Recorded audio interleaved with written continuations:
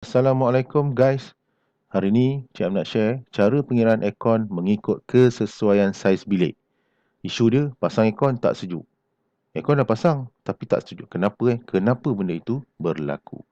So, kita terus kepada cara pengiraan aircon yang sebenarnya. Okey, pertama sekali kita kena tahu saiz bilik kita. Itulah silapnya. Kita tak tahu, kita main beli je aircon. Orang tu kata 1 HP murah, kita pun beli. Lepas tu pasang aircon tak sejuk-sejuk. So kita kena tahu panjang dia, lebar dia dalam meter. So belilah orang kata measuring tape tu, kita ukur berapa panjang bilik kita. And then faktor U. Faktor U ni diperolehi daripada sebuah syarikat aircon yang sangat terkenal di Malaysia, iaitu perkali pemilihan haba bertindak pada keluasan 1 meter persegi dan menaikkan perbezaan suhu 1 darjah Celsius dan juga 1 darjah Kelvin. Untuk aircon, kadang-kadang kita akan gunakan unit HP. Tetapi sebaiknya faktor aircon ataupun unit aircon kita perlu menggunakan faktor keupayaan pendingin ataupun BTU per hour. BTU per hour. Okey, macam mana kita nak buat pengiraan? So mudah saja.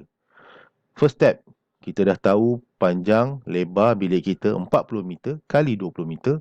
So kita dapat 800 meter square. So settle langkah pertama. Langkah kedua, macam saya cakap tadi, faktor U yang saya dapat daripada sebuah syarikat aircon yang terkemuka di Malaysia, 80. So nilai dia 800 meter square kali dengan 80. So anda akan dapat 64,000 BTU per hour. So settle step pertama, settle step yang kedua. Step ketiga, bagaimana pula? Okey, sebelum kita nak pasang aircon ini, kita kena tembak dulu buku manual. So, andai kata faktor ataupun jenama, bukan faktor, jenama X ni mengeluarkan satu model HP, 1 HP berkapasiti 10,000 BTU per hour. Jenama X ni mengeluarkan 1 HP berkapasiti 10,000.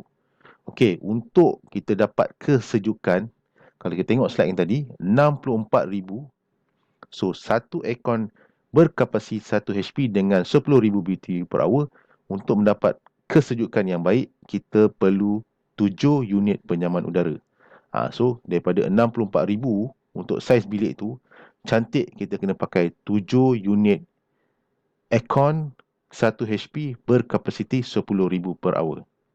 Okey, katalah, kita dah kira 64. Kita pakai 6.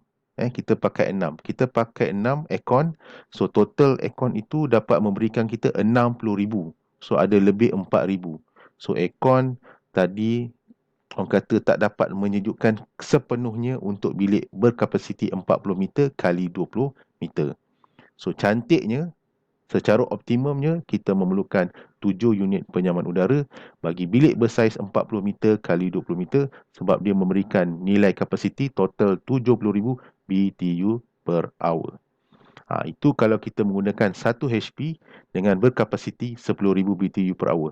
Kalau katalah saya menggunakan 1.5 HP atau 2 HP, cara pengiraannya berbeza dengan contoh yang saya tunjukkan di atas tadi.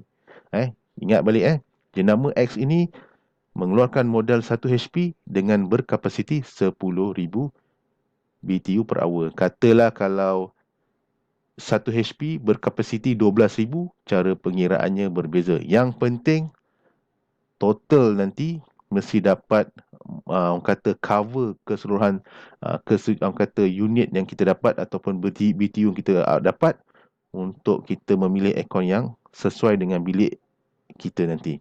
Okey, kita pergi contoh yang kedua. Okey, contoh yang kedua 30 meter kali 10 meter. So, simple. Langkah pertama, 30 meter kali 10, kita dapat 300 meter square.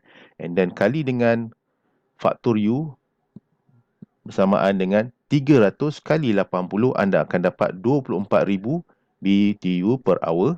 Step yang ketiga, tengok manual. Okey, tengok manual. So, aircon yang dikeluarkan jenama X ini untuk model 1.5 HP berkapasiti 15,000 BTU per hour.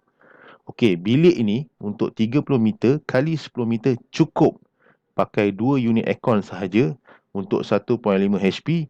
Kenapa? Sebab dia hanya memerlukan 24,000 BTU per hour sahaja. So cukup cantik, hanya 2 sahaja unit aircon berkapasiti 1.5 HP. Kalau kata saya menggunakan 2 HP pula, mungkin dah jadi lain. Kalau saya menggunakan 2.5 HP pula, pengiraan dia dah jadi lain.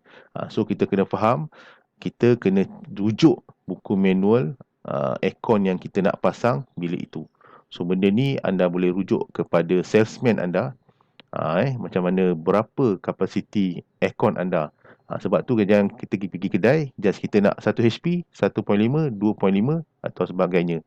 Tetapi kita kena faham dia punya nilai yang lebih tepat kalau kita check dia punya BTU per hour.